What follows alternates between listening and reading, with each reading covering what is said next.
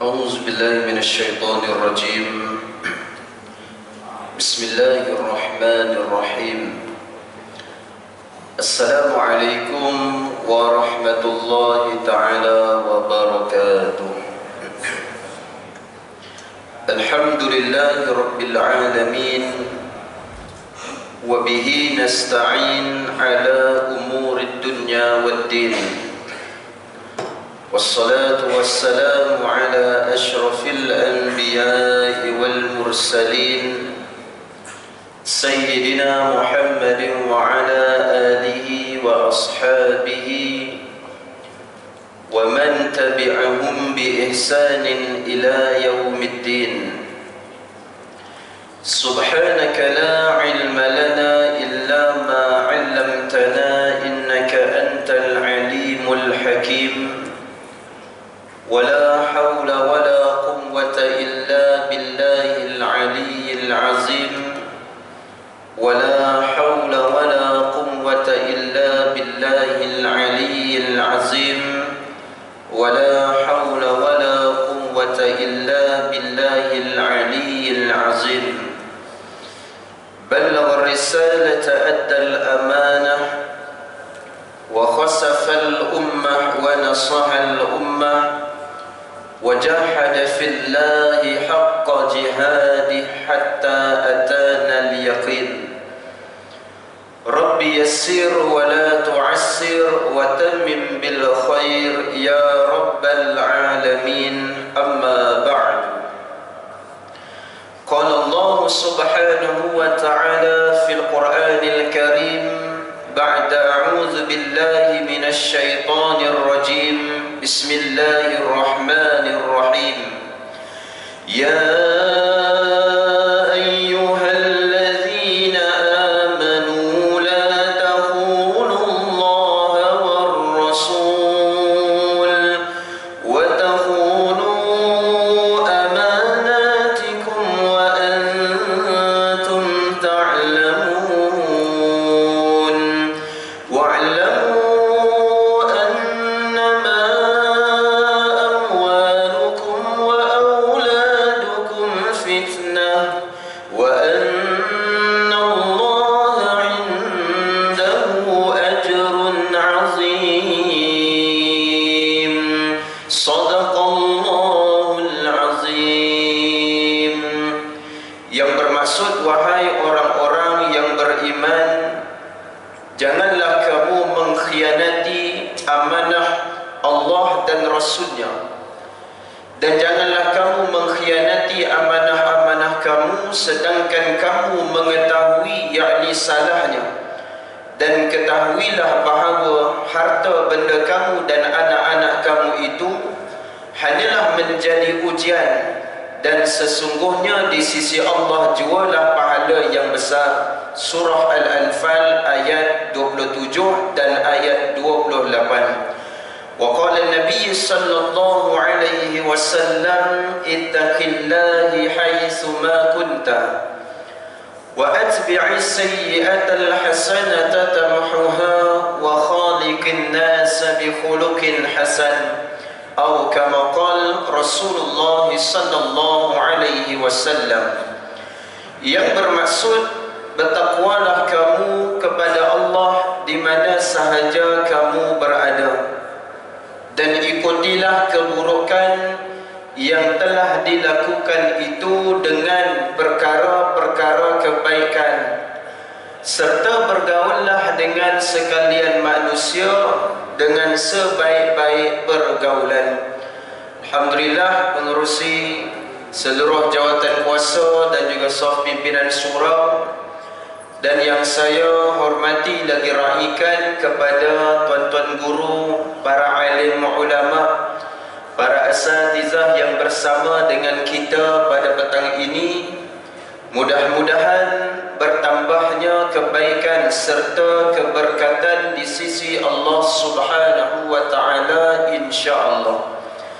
Dan juga seterusnya kepada semua sekali tuan-tuan muslimin sidang Jumaat yang dirahmati serta dimuliakan Allah Subhanahu wa taala.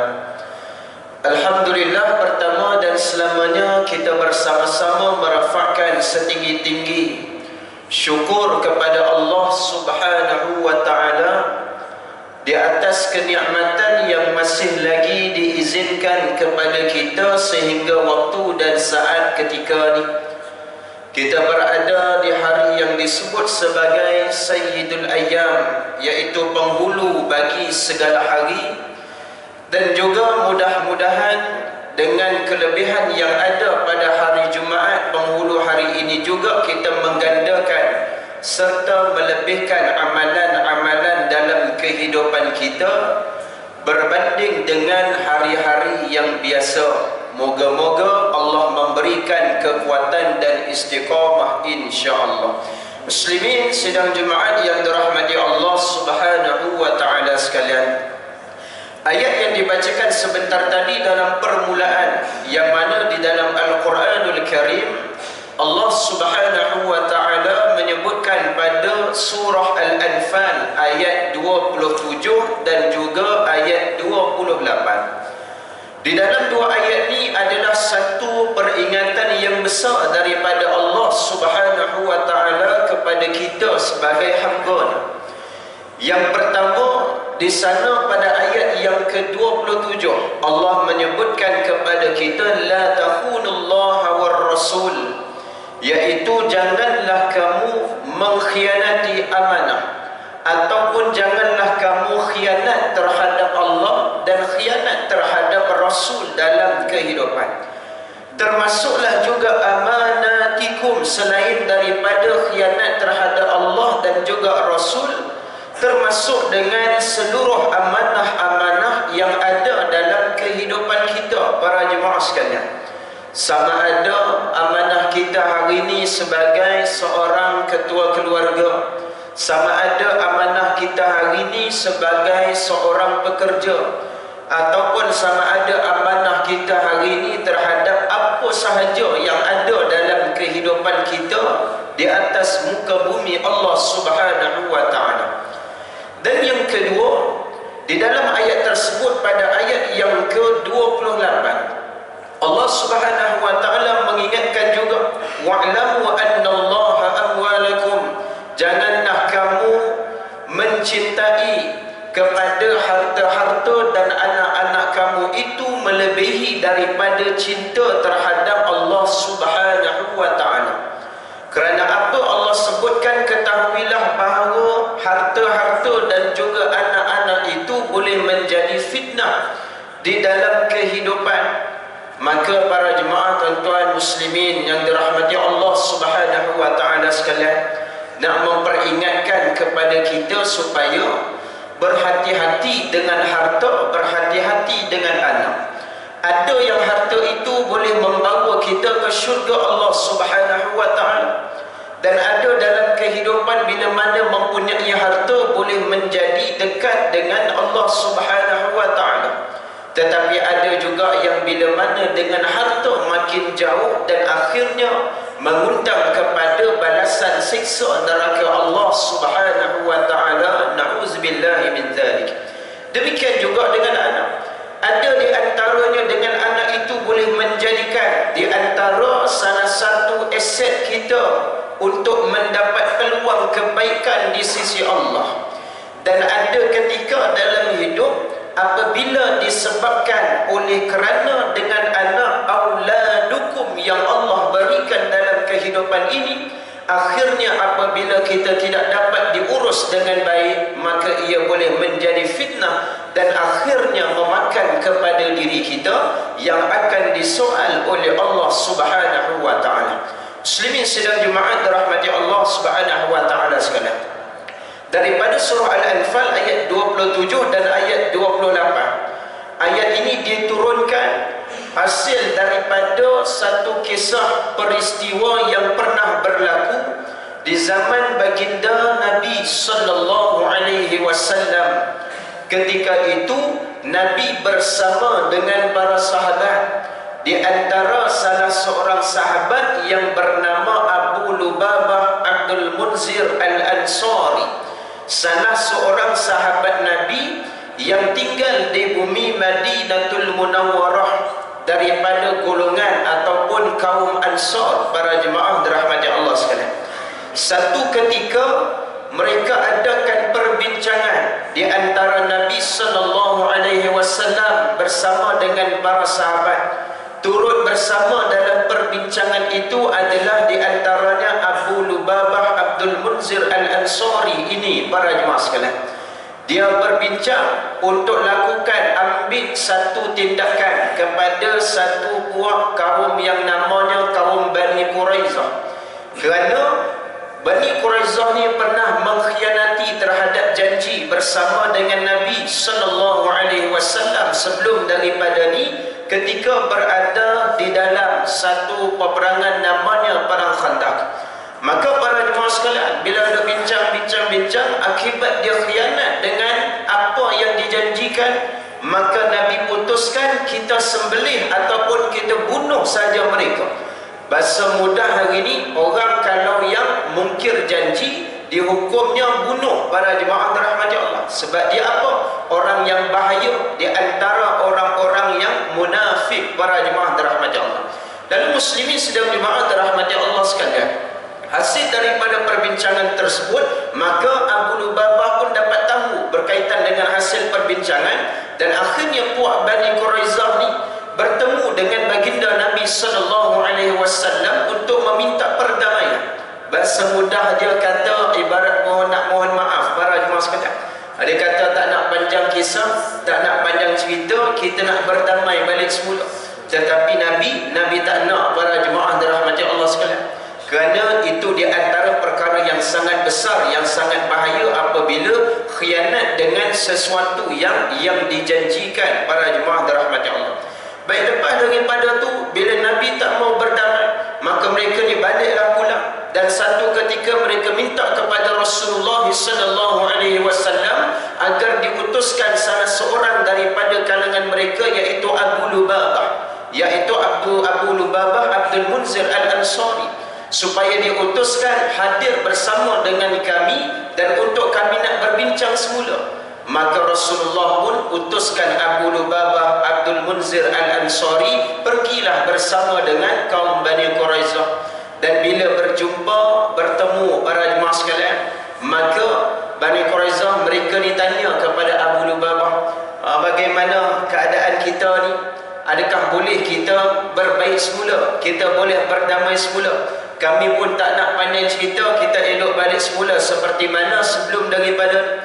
Dan ketika itu Bani Quraizah ini melihatkan kepada Abu Lubabah, bersama dengan mereka ni kau lihat ada anak-anak, bersama dengan kami ni kau lihat ada juga kaum wanita yang bersama dengan kami, supaya dengan tujuan Abu Lubabah boleh terasa sedikit ihsan dalam diri dia, para jemaah sekalian. Maka bila Abu Lubabah tengok, dia pun rasa kesian, para jemaah sekalian. Bila rasa kesian, maka tak sedar, dalam keadaan tak sedar, maka dia terlepas cerita apakah dia hasil perbincangan bersama dengan Nabi sallallahu alaihi wasallam, yang sehingga akhirnya Abu Lubabah membuat isyarat di bahagian lehernya yang berarti sembelih. Bahasa mudah dia iaitu bunuh, para jemaah dirahmati Allah. Habis daripada selesai dia buat isyarat demikian, terus dalam keadaan segera, maka Abu Lubabah terasa bersalah. Rasa hati dia ni rasa bersalah yang teramat. Sebab apa? Dia terasa yang dia ni dah pecah amanah. Dia dah rasa yang dia ni dah pecah, dia dah khianat dengan apa yang dijanjikan bersama dengan Nabi sallallahu alaihi wasallam.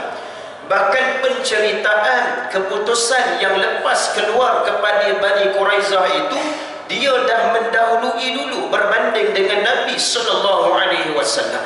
Maka selepas daripada tu, muslimin sedang jemaat dirahmati Allah sekalian, bila Abu Lubabah rasa penyesalan yang teramat, maka terus dia berlari menuju ke rumahnya, para jemaah sekalian. Menuju balik ke rumah, dan dia pergi di dalam Masjid Nabawi di Madinatul Munawwarah di atas rasa kekesalan dengan kesalahan terhadap khianat tersebut. Maka dia ambil keputusan untuk mengikat dirinya berada di tiang di dalam kawasan Masjid Nabi, para jemaah sekalian. Dia ikat diri dia, dan dalam diikat itu dalam keadaan 7 hari, dan dia kata biarkan aku tanpa keadaan aku makan, tanpa aku minum, sehinggalah sampai saat Allah sendiri yang akan ampunkan dosa, Allah sendiri yang akan terima taubat aku. Dan para jemaah dirahmati Allah, maka ramai sahabat duk pergi nak lepaskan buka ikatan Abu Lubabah. Bila tengok dia ikat diri dia, para jemaah sekalian, Abu Lubabah kata jangan buka sehingga Allah terima taubat aku. Dan sehingga baginda Nabi SAW sendiri pun yang membuka ikatan pada diri aku. Buka hanya kecuali pada waktu yang tertentu, iaitu waktu solat. Habis daripada waktu solat, ikat semula aku di tiang ini. Termasuklah dengan dia beritahu kepada isterinya sendiri, maka jangan buka ikatan tersebut melainkan hanya ketika waktu solat. Muslimin para jemaah dirahmati Allah Subhanahu wa taala sekalian. Tak lama kemudian sampailah kepada hari yang ketujuh. Sampai pada saat tersebut maka Allah terima taubat Abu Lubabah, dan berita ini, khabar ini sampai kepada baginda Nabi sallallahu alaihi wasallam. Bila sampai kepada Nabi sallallahu alaihi wasallam, yang mana Allah telah terima taubat Abu Lubabah, dan ketika itu ramai juga orang yang nak melepaskan ikatan Abu Lubabah, tapi dia tak nak, para jemaah sekalian. Dia nak sendiri biar Nabi, yang macam disebutkan awal tadi, Nabi sendiri yang buka ikatan tersebut. Sampailah akhirnya Nabi SAW sendiri yang datang pergi bertemu dengan Abu Lubabah Abdul Munzir Al-Ansari, dan Nabi sendiri yang membuka ikatan tersebut. Maka barulah dia rasa dalam keadaan lega, dan Nabi beritahu kepada Abu Lubabah, sesungguhnya Allah telah terima taubat kamu. Para jemaah sekalian, ketika itu Abu Lubabah rasa penyesalan terhadap dosa yang dilakukan, khianat yang besarnya terhadap baginda Nabi sallallahu alaihi wasallam. Sebab itulah kalau hari ini para jemaah muslimin sidang Jumaat dirahmati Allah sekalian, kisah berkaitan dengan Abu Lubabah Abdul Munzir Al-Ansari, kita akan jumpa di antara tanda yang masih terdapat lagi hari ini di bumi Madinatul Munawwarah, yang mana kita akan jumpa di mana?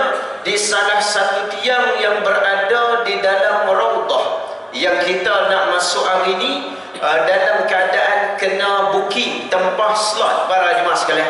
Kan, kalau siapa yang baru-baru balik umrah, yang baru lepas daripada Covid, dia tahu, para jemaah sekalian, kalau dulu boleh kita ikut masa nak masuk waktu bila berapa kali pun, para jemaah sekalian, ada masa-masa dia, tapi tak kisah lebih satu kali.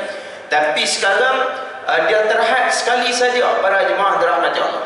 Sekali, sebab dia kena booking application, dan cuma dia ada pro and cons. Kan, setengah orang merungut juga, kan, datang jauh-jauh pergi buat ibadat umrah, sampai dekat Masjid Nabawi, nak masuk Raudah sekali je, para jemaah sekalian.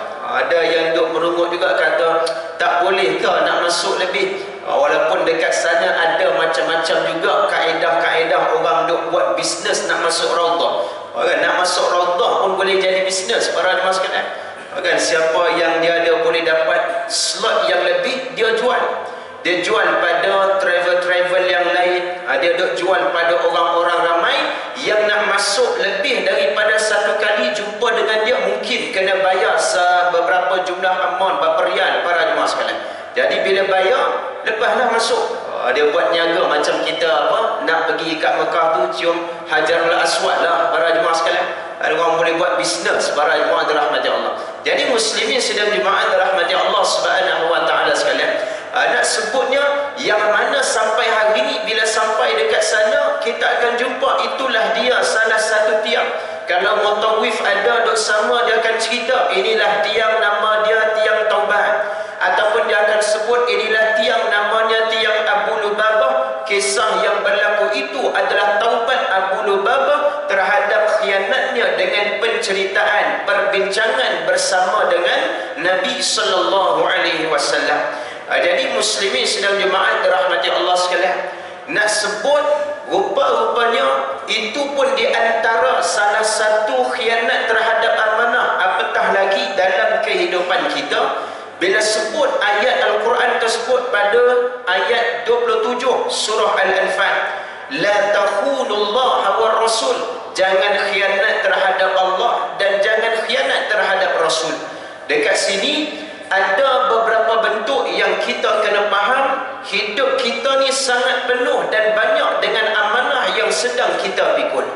Selain daripada amanah mungkin jawatan yang kita duk nampak hari ni para jemaah sekalian, amanah jawatan yang kita duk nampak ni fizikal yang kita duk nampak, yang memang kita rasa bila dilantik, bila ada jawatan, bila ada satu kedudukan, maka di sana adalah satu amanah yang mesti kita kena pikul dalam kehidupan kita. Jelas tu amanah. Dan dalam masa yang sama ada juga amanah kita terhadap apa dia? Segala suruhan-suruhan Allah Subhanahu wa ta'ala. Apa perintah yang Allah suruh dan apakah perkara yang dilarang oleh Allah Subhanahu wa ta'ala, yang mana itu juga menjadi di antara salah satu amanah dalam kehidupan kita. Dalam amanah tersebut kita diikat dengan apa dia? Dengan masa yang Allah berikan dalam kehidupan. Sebab itu orang Islam, kita orang yang beriman kepada Allah Subhanahu wa ta'ala, yang Allah ceritakan dalam Quran, dia takkan rugi apabila dia diikat dengan masa.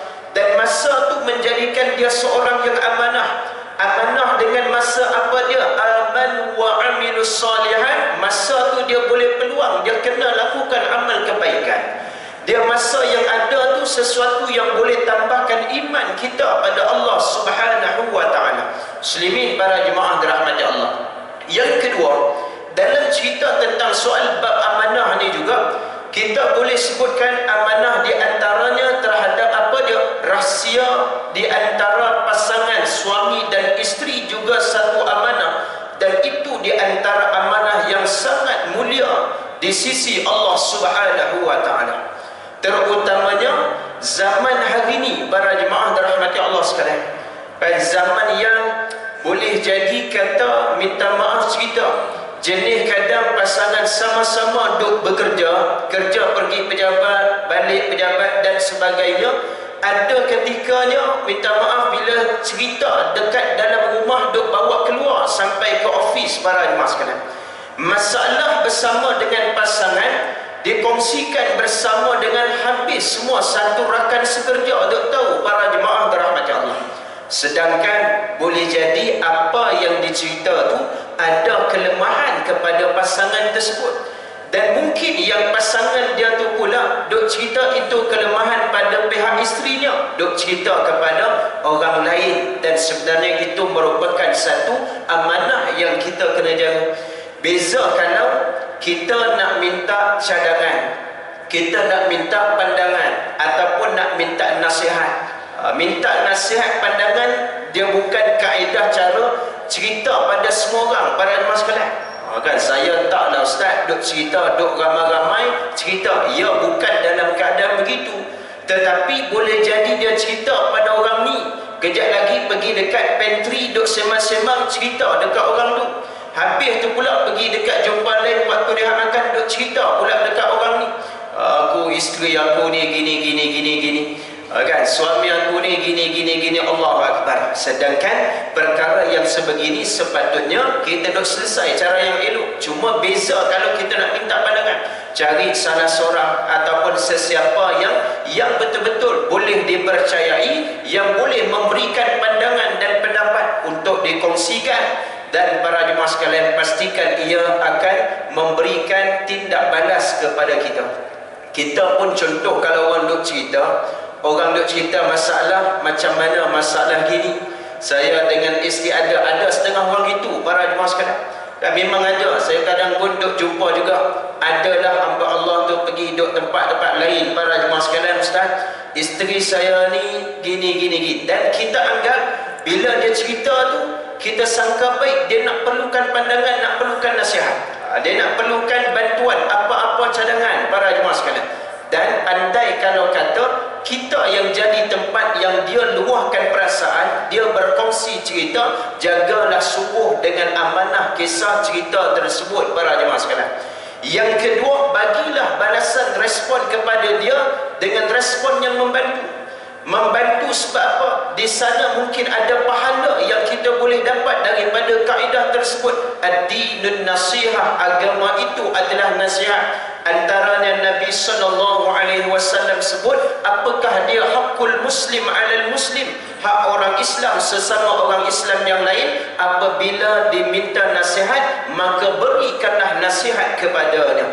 Kalau kita tak pandai, carilah cara lain. Para jemaah sekalian, saya ni ustaz, dia cerita dekat kita, cerita, nak respon pun kita tak pandai sangat bab masalah tu, kita pun tak berapa main sangat, tapi responlah dengan cara yang membantu. Bagi saya masa sikit, balik nanti tengok, saya cuba duk cari atau tanya orang-orang yang sepatutnya, dan saya akan respon balik. At least dia ada sesuatu harapan yang dia boleh dapat daripada kita. Tapi kalau kita boleh cuba mampu selesai, kita bagi cadangan. Para jemaah sekalian, bagi sebagai support kepada diri dia.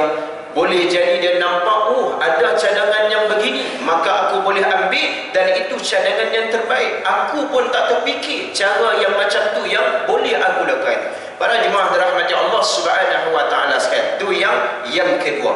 Dan yang ketiga, amanah yang diikat dalam kehidupan kita muslimin sidang jemaat dirahmati Allah Subhanahu wa taala sekalian, tidak lain dan tidak bukan amanah terhadap apa yang kita ada miliki dalam kelebihan hidup kita hari ini. Kelebihan yang kita miliki hari ini apa dia? Dari sudut kerja kita, para jemaah dirahmati Allah, dari sudut masa kita muslimin, para jemaah dirahmati Allah sekalian. Sebab perkara ini pun akan disoal oleh Allah Subhanahu wa taala. Bagaimana satu kisah yang terdapat di dalam sebuah kitab daripada kitab kisah orang-orang yang dihidupkan oleh Nabi Isa alaihi salam, diriwayatkan oleh Imam Abu Ishaq An-Naisaburi di dalam kitab Ar-Rais Al-Majalis. Ya, kisah dia, Nabi Isa kita tahu di antara mukjizat Allah berikan kepada Nabi Isa, boleh menghidupkan orang yang dah mati. Para jemaah sekalian, satu ketika Nabi Isa berjalan di kawasan tanah perkuburan, lalu Nabi Isa terdengar dengan jeritan ataupun siksaan salah seorang yang berada di dalam kubur tersebut. Lalu Nabi Isa yang tahu, dia berdoa pada Allah supaya bangunkan mana orang dalam itu untuk aku nak tahu sebab apa. Maka atas izin daripada Allah, terbelah kuburnya dan bangkitlah seorang lelaki. Lalu Nabi Isa bertanya kepada dia, mengapakah engkau disiksa sedemikian rupa? Adakah semasa hidup engkau tidak menunaikan solat? Maka dia jawab, tidak, solat aku tak pernah tinggal dalam kehidupan. Adakah engkau tidak berpuasa? Dah, puasa aku tak pernah tinggal dalam kehidupan. Tapi mengapa engkau disiksa sedemikian rupa? Maka jawab lelaki tersebut, dulu kisahnya aku sebagai seorang yang mencari kayu, dan orang nak beli aku jual. Sampaikan ada orang nak beli, dia suruh minta hantar sampai depan pintu rumah dia, maka dia dapat bagi duit aku dapat, dan aku pergi cari benda tersebut. Bila aku dapat, aku nak pergi hantar ke rumah dia. Tapi dalam perjalanan tu, perut aku rasa lapar, aku duduklah makan sekejap. Duduk makan, isi perut. Selepas makan, aku teruskan perjalanan. Cuma dalam masa perjalanan nak sampai ke rumah, tiba aku terasa macam ada makanan yang tersangkut di celah gigi aku. Lalu aku usahakan keluar guna lidah, tak berjaya lepas. Aku usaha keluarkan guna tangan, pun tak berjaya lepas. Tapi aku terfikir yang ada bersama dengan aku ada banyak kayu. Aku hanya ambil sedikit saja serpihan daripada kayu tersebut, aku guna untuk mencungkil gigi keluarkan makanan. Sampai di rumah dia, dalam keadaan aku tidak beritahu kepada dia dan minta halal kepadanya dengan sedikit serpihan kayu tersebut. Disebabkan itulah aku sehingga hari ini 70 tahun disiksa di dalam kubur, hanya kerana dengan sedikit serpihan kayu aku gunakan untuk mencungkil gigi, dan aku tak minta halal kepada dia. Ini pun baru cerita tentang sedikit serpihan kayu. Nak cerita dia bab amanah supaya tidak khianat, walaupun sikit. Para jemaah sekalian, Kadang benda yang simple, ada ketikanya stapler kita gunakan yang betul kerja tapi tak guna pada tempat dia. Contoh, lalu muslimin sidang jemaat dirahmati Allah sekalian, mudah-mudahan ayat di dalam surah Al-Anfal pada ayat 27 dan ayat 28 ini memberikan peringatan dan supaya kita berhati-hati terhadap amanah dalam hidup, supaya tidak berlaku khianat dengan amanah kita, insya-Allah. Moga-moga Allah rahmati kehidupan kita dan Allah mengampuni segala dosa-dosa kita, insya-Allah. Yang baik itu dari Allah, yang lemah dan kurang pada diri saya mohon ampun dan maaf. Aqulu qawli hadza wa astaghfirullahal azim li wa lakum. Assalamualaikum warahmatullahi taala